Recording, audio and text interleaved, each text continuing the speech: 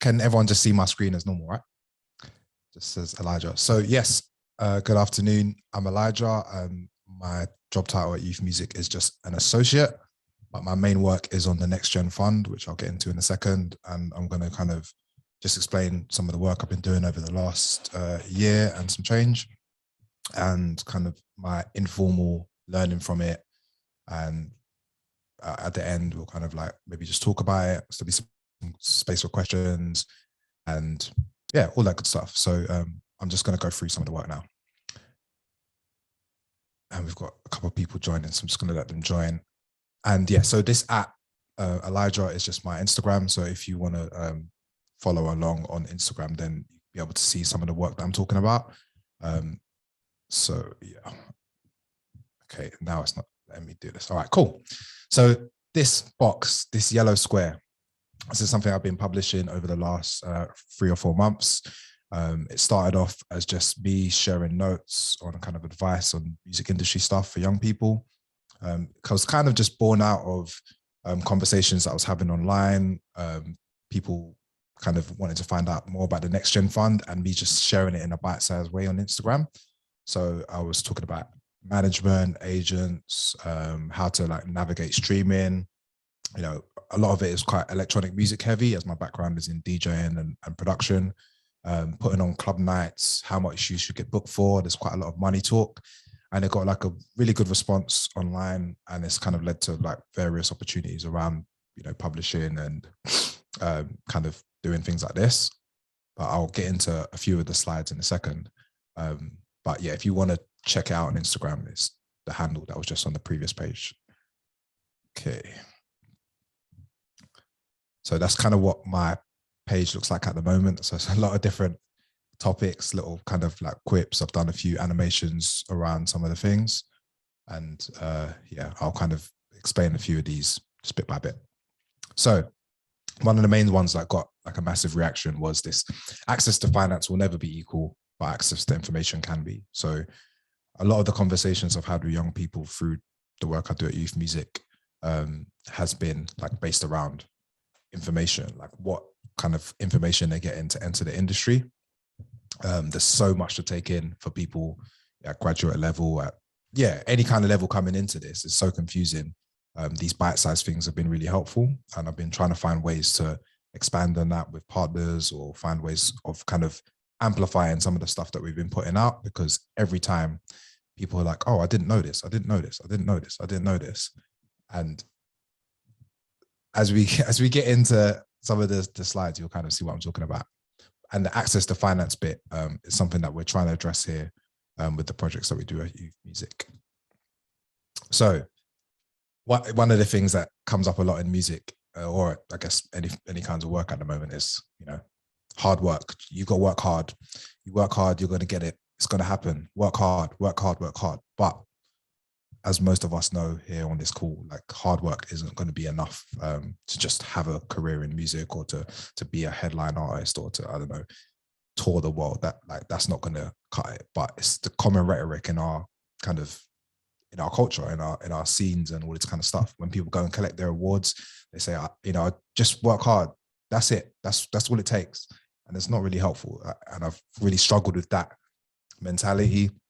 And I've tried to find ways of kind of communicating different ideas of what we're working on, why we're working on it, and how we can kind of improve information around it. So this is one of the slides that got a massive reaction.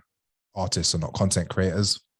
It was kind of like a deliberate poke in the hole of what an artist is, and maybe the difference between the two. My kind of simple definition between the difference of both is content creators create for outcome, and primarily artists can just create for the enjoyment of creating. Obviously there's overlap between the two. Once you decide, okay, I'm going to make to share, or with the intention of sharing, I guess there's an overlap between content creating. But sometimes when we're talking about making stuff, it gets confused as like, oh, we want it, we want to sell it, we want to like build a career of it. And the confusion between the two disciplines sometimes leaves us in a bit of a weird hole. I'll come back to this in a second. Social media is a canvas. So I've kind of tried to use this as a demonstration of my work so far. So there's a kind of consistent message. People can kind of see where it's going gradually. Like I was posting, 3 or 4 times a week, and it's all about, sharing information. And for an artist, you could do this in any way you want, but people tend to use it as like more like an advertising board. I'm going to be here. This is what I'm doing. And it's not really the way the social media apps are designed. Again, we'll come back to this in a second.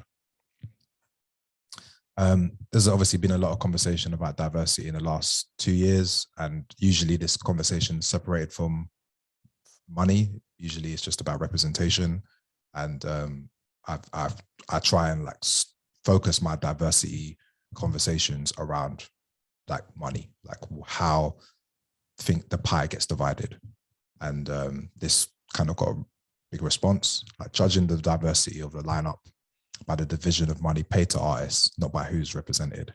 So the example I gave was like if there was a 10 grand budget, for example, and the one man was getting £9,000 and then 5 women would split in £1,000, I wouldn't call that a diverse lineup, even though it would be more female heavy than men heavy. So that's an example of something that constantly happens in music, and people are like, hey, we've been diverse, like we're celebrating. Actually, on the back end of things, that's not the way it's going. Again, I'll come back to this in a second. So just getting into the education specific parts of this.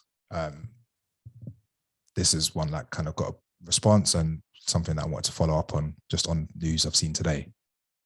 If you're spending £20,000 plus on a degree, I mean, this could be any amount. I just pulled that number out of a hat. They should let you spend £1,000 on a project you release yourself. So a lot of the people that have been applying for NextGen incubator funds are recent graduates or in university studies and spending thousands of pounds on degrees, and they're not actually able to deliver that material while they're at university, or at least with the budgets they're given. So I'm putting it out there, like why can't that happen? Why can't universities not give out, but say, okay, we're going to allocate part of your tuition fees so you can deliver a project publicly yourself, and you're going to learn a lot more about putting out work that way than any kind of theory that we're going to do in a class. This just got announced like an hour ago. So the cost of university studying is rising, and it's rising even post-finishing. Obviously, these loans are getting into a crazy place, and it's something that is hitting all of our pockets in different ways. And I can't, again, like a lot of my thinking around this stuff was going to boil down to money, because it influences so many different decisions. But it's hard to like ignore like this thing, the student loan kind of rates hitting 12% interest, which is crazy. So into the education specifics. This is one of the major questions I've been kind of asking, like what should be added to modern art and music courses? Like a lot of people that have been applying to the NextGen Fund, or people that I've been meeting in music over the last few years, it feels like there's a gap between what they've been learning and like what is needed, or what the industry requires. Like that's a question that we'll come back to a bit later on when we kind of open up. But I got all kinds of different responses, and I think I've got a couple of them on the next slide. Yeah, so a few of them were technical skills like video editing, coding, understanding blockchains and DAOs, so that's decentralized autonomous organizations, and better design skills than this. Because I guess those kind of 4 bullet points could serve you in any place outside music. And this big question, what are the jobs of the future in music and culture? And I think that maybe the two questions overlap. What skills will people need, or what should people be added into courses? And then what are the actual jobs people are going to be doing? Because outside of headline roles, which a lot of people are preparing themselves for, like maybe being in a band or as a frontline artist or producer, the back end jobs are mysterious as ever. Like people are not sure what they're training for. maybe they have like an idea of, say, like what an A&R is, but they don't know if that is a, you know, a growing ecosystem. Like who is saying we want thousands of A&Rs? Who's saying that we want hundreds of managers? Like who, like that's not really been advertised by the industry at all. So what are these jobs of the future, and how should we be preparing for them? So that is like one of my kind of fundamental questions at Youth Music, inside and outside of the work that I do there. Again, we'll come back to this and maybe talk about this together. So the fund that I've been working on is called the NextGen Fund, and we've been given out £2,500 grants for 18 to 25-year-olds and up to 30 if you identify as disabled. And this is sponsored by TikTok and People's Postcode Lottery, and we've done 2 rounds so far. So we did one where they got the grants in October, and that was 37 people from across the country, mainly frontline artists. And we did one and just granted another 37 a couple of weeks ago, and we're going to announce them next week. And we've got a 3rd round launching at the end of the month. So this is just quite a quick turnaround of loads of different projects. So it's mainly singles, EPs, events now, and other kind of music-based projects. But I'll get into the numbers in a second. So I've had 660 applications for this so far on the 2 rounds. So it's about a 10% success rate. And all these other people that are applying, what do they do next? We're kind of figuring out where do they go with like their art next. Like without funding, it's going to be very difficult to get some of their projects off the ground. We've given a lot of feedback. We've done a lot of one-to-ones, but again, like where did people take these skills if they're maybe not going to pursue being, you know, a frontline artist or, you know, star? Because a lot of the education, a lot of their efforts in the last few years would have just been put about being an artist themselves, and maybe not looking at other options in terms of doing more like of a background role. So yeah, I guess like the meat of this conversation is there's this, it feels like there's this wide chasm between young people's expectations, what youth music do, and then what the music industry wants.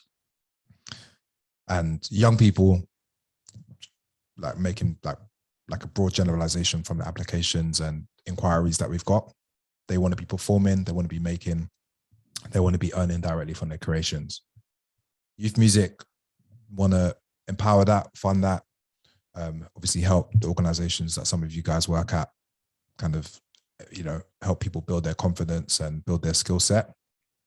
But the music industry isn't actively saying, hey, we want thousands of artists. We're not, there's not like this thing where they're saying, okay, all of these people with all these music skills, there's all of these jobs here waiting for them. And there's like this kind of tension between all of these 3 things. Like young people are investing in their education at a high level, like thousands of pounds, hours, time, years. We're kind of plugging that gap, all of us, all the kind of works that we do. And then the music industry is maybe picking and choosing here and there, especially if you're based in a major city. If you're in London, for example, you're going to have like a, you know, probably 90% higher chance getting the kind of work that people are looking for versus someone in Newcastle or Wales or Birmingham. So how do we kind of bring these 3 things together? Like one of my suggestions is like asking the music industry that question, like what are the jobs that are of the future? What are the jobs of today? What should people be training for? Like even if you plan to kind of pursue an artistic career, like what can people do while they're building that will be favorable to them in the music industry, or slightly wider than the music industry? What can the skills that people have been learning so far be applied more broadly outside of, you know, say working for a major label or one of the big kind of tech companies? Where are all these skills and people going to go? So like one of my kind of works exploring this so far is a kind of guest edit for Resident Advisor, which is an electronic music website. And I didn't make this title, Demystifying the Music Industry. I don't think you could do that. But I've got 4 features on there at the moment, which maybe Phoebe will be able to link to in the chat. And we explore some of the costs between setting up like events. We've explored what people have done, maybe post starting club nights and opening clubs when things are closed down. We've explored like some of the behind the scenes role. We've got a whole article on Teams, how you know, people that work in A&Rs and sync and merchandise and all this kind of stuff. And I want to kind of amplify these other parts of the industry so people can be gradually building the skills towards being as flexible as possible. So that's it. I probably I can throw back to a couple of the slides in particular, probably this one. But if there are kind of questions maybe about some of the work or some of the stuff that you've seen on Instagram, or kind of some of the things I've said so far, I've kind of rushed through things, but I wanted to generally kind of open up, have a conversation, keep things quite like short and sweet.